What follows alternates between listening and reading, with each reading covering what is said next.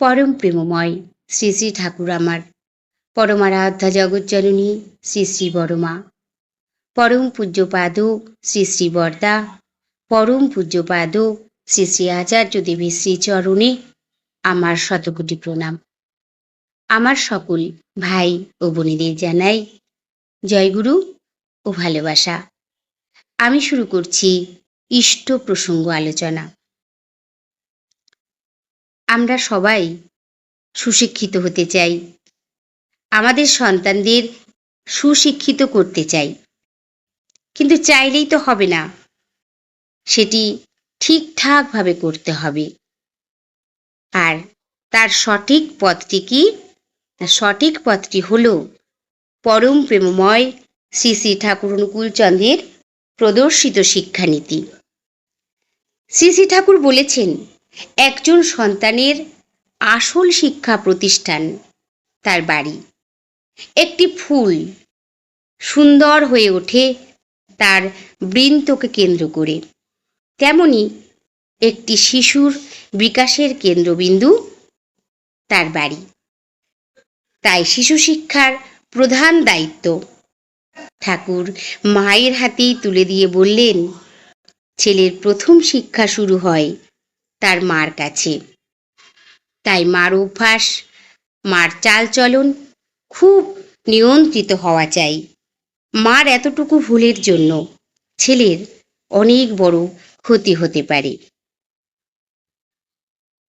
সন্তান যখন ছোট থাকে, সে যখন কথা বলতে শিখেছে, এমন সময় সন্তান, সেই শিশুটি নানা রকমভাবে সে কিন্তু প্রশ্ন করে মাকে, মা ওটা কি, মা সে এটা কি, নানা রকম। কিন্তু আমরা কি করি? আমরা সংসারের কাজের ব্যস্ততায় আমরা অনেক সময় তাকে ধমক দিয়ে থাকি। তা আমরা কি বলি, এখন সর, পরে বলবো। এই ব্যবহারগুলি আমরা করে থাকি, কিন্তু এটা ঠিক নয়। সে যখন জানতে চাইছে, তাকে আমার সেভাবে বলার দরকার। আমরা যদি ধমক দিয়ে বসিয়ে দিই, তাহলে তো সে আর পরবর্তীতে সে আর জিজ্ঞাসা করবে না, কারণ জিজ্ঞাসা করতে গেলেই ও জানবে মা আমায় বকা দেবে। তাকে ধমক দিলে চলবে না, তাকে সেটাকে ভালোভাবে ভালোবেসে সোহাগ আদর দিয়ে বুঝিয়ে দিতে হবে। আবার আমরা এমন ভুল করি, হয়তো বাচ্চা কোনো প্রশ্ন করছে, সেটি হয়তো আমি বলতে পারবো না, আমি জানি না, তখন কি করি না, আমরা আবোল তাবোল একটা বলে তাকে বুঝিয়ে দিই। তাহলে কি হলো? সে ভুলটা শিখলো। তাহলে তাদের যে অনেক বিষয়ে অনেক কিছু জানার যে একটা কৌতূহল থাকে, সে জিনিসটাও তাদের নষ্ট হয়ে যায়। তখন যদি আমরা মায়েরা হয়তো সেটা বলতে পারবো না, তখন এটা বলতে হয়, এটা আমি পরে বলবো। পরে কারো কাছ থেকে সেই উত্তরটা জেনে তাকে বললেই হবে। ছেলের স্বভাব, ছেলের রুচি পছন্দ সব কিছু মায়ের নখদর্পণে থাকা যায়। প্রত্যেকটা ছেলে মানুষ করতে হয়, প্রত্যেক শিশু মানুষ করতে হয় তার নিজস্ব রকমে। হয়তো বাচ্চাটি পড়ছে, তবুও সে পড়াটি ঠিকঠাক মুখস্থ দিতে পারছে না বা বুঝতে পারছে না, তার কোথাও অসুবিধা হচ্ছে। তখন আমরা মায়েরা কি বলে থাকি, তোর দ্বারা লেখাপড়া হবে না, তোর মাথায় গোবর পোড়া আছে। এতে কি হলো? ও জানছে না, আমার দ্বারা বুঝি লেখাপড়া হবে না, আমার মাথায় গোবর পোড়া আছে। সে ভালো হতে গেলেও ভালো হতে পারছে না। আমরা এমন করে থাকি। শিশুর সঙ্গে শিশু সুলভ আচরণ করতে হবে।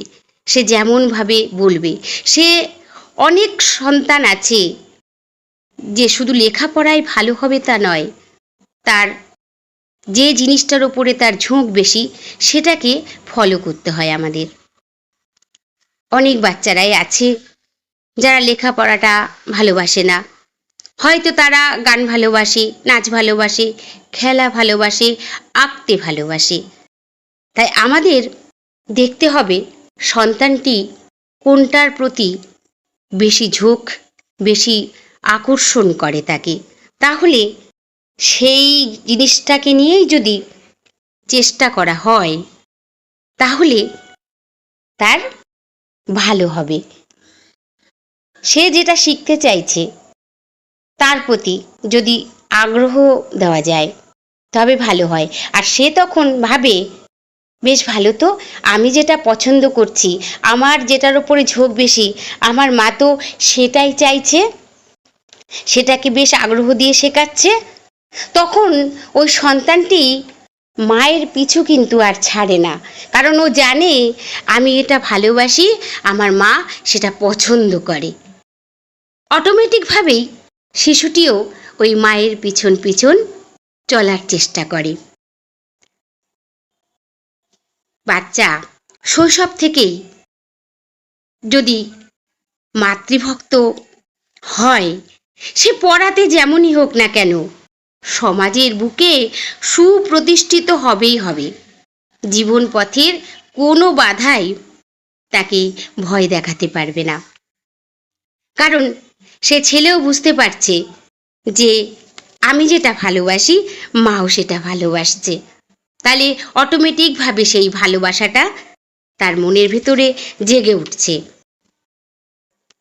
পরম প্রেমময় শ্রী শ্রী ঠাকুর বলেছেন, মাতৃভক্তি অটুট যত, সেই ছেলেই হয় কৃতি তত। ঠাকুর নিজে সকল সময় পছন্দ করতেন মাকে তাক লাগিয়ে দেওয়া, এই ছিল তার ব্যবসা। এছাড়া তিনি কোনো অন্য ব্যবসা জানেন না। সারা দুনিয়া তার প্রশংসা করুক, তাতে তার যায় আসে না, কিন্তু তার কাজে তার মা যদি বাহবা দিয়েছেন তবে তিনি সবচাইতে বেশি আনন্দ পেতেন। তাই আমাদের সন্তানরা যেভাবে চলতে ভালোবাসে তার পথটি ভালো হতে হবে, আর সে ভালো হবেই তো, কারণ মা নিজে সেটিকে পরিচালনা করছেন। তাহলে সেই বাচ্চাটিও মাতৃভক্তি অবশ্যই হয়ে উঠবে। আর এই সন্তানের শিক্ষার ব্যাপারে সকল সময় শুধু মায়ের ভূমিকা দিলেও হবে না, সেখানে বাবাকেও দরকার। মা বাবা উভয়ে যদি সন্তানের সামনে বাজে আচরণ করা হয় বা সেই সন্তান যদি দেখে তার মা বাবা সকল সময় ঝগড়া করছে, মা বাবাকে ছোট বড় কথা বলছে, বাবা মাকে মারধর করছে, বা আমাদেরকে যখন শেখায়, আমাদেরকে যখন নীতিবাক্যগুলি দেয় তখন তো বেশ দেয়, কিন্তু তাদের সামনে যদি সেই মা বাবাই ঝগড়া করে বসে তাহলে তো সেই সন্তানের ভবিষ্যৎ সম্পূর্ণভাবেই অন্ধকার। আর সেই সন্তানকে আর ভালো করা যাবে বলে মনে হয় না, কারণ সে শিশুবেলা থেকেই দেখতে পাচ্ছে এগুলি। তাই বড় যখন হবে সে তখন নিজেই বলবে যে তোমরাও তো কত বড় বড় কথা বলো, ওদিকে তোমরাই ঝগড়া করো, বাবা তোমায় মারে, তুমিও বাবাকে অপমানসূচক কথা বলো। তাই বাবাকেও ঠিক হতে হবে, উভয়কেই। তাই আমাদের সংসারে, পরিবারে সকলকেই ভালো হতে হবে, নিজেকে আগে শিক্ষিত হতে হবে, তবেই সন্তানকে সুশিক্ষিত করা যাবে। পরম প্রেমময় শ্রী শ্রী ঠাকুর বলেছেন, পালন না করে নীতিবাক্য শুনিয়ে ছেলেই যাসনে থেমে, এতে কিন্তু ছেলে পুলে ইতরামিতে চলেই নেমে। পরম প্রেমময় শ্রী শ্রী ঠাকুর যে বাণীগুলি দিয়েছেন আমাদের জন্য, সেই বাণীগুলি আমরা যদি অক্ষরে অক্ষরে পালন করি, মেনে চলি, তাহলে আমরা কত যে ভালো থাকব আর কত যে ভালো হয়ে উঠব তার কোনো ইয়ত্তা রাখে না। কত পরিবার আছে, স্ত্রী স্বামী কেউ কাউকে মানে না, তাহলে সেই স্ত্রীর গর্ভে যে সন্তান আসবে সে যে মাতৃভক্ত হবে না পিতৃভক্ত হবে, এমনটা আমরা আশা করব কেমন করে? সংসারে শান্তি না থাকলে এগুলো তো হবে না। তাই আগে নিজেকে আচার ব্যবহার, কথা বলা, চাল চলন, ভক্তি শ্রদ্ধা সব থাকতে হবে, তাহলেও আমরা আমাদের সন্তানকে সুশিক্ষিত করতে পারবো, তাদেরকে সুচলনে চলাতে পারবো, তাহলেই আমরা ভালো থাকবো। আমি বারবার বলি, পরম প্রেমময় শ্রী শ্রী ঠাকুরকে পেয়ে জীবনে ধন্য হয়েছি।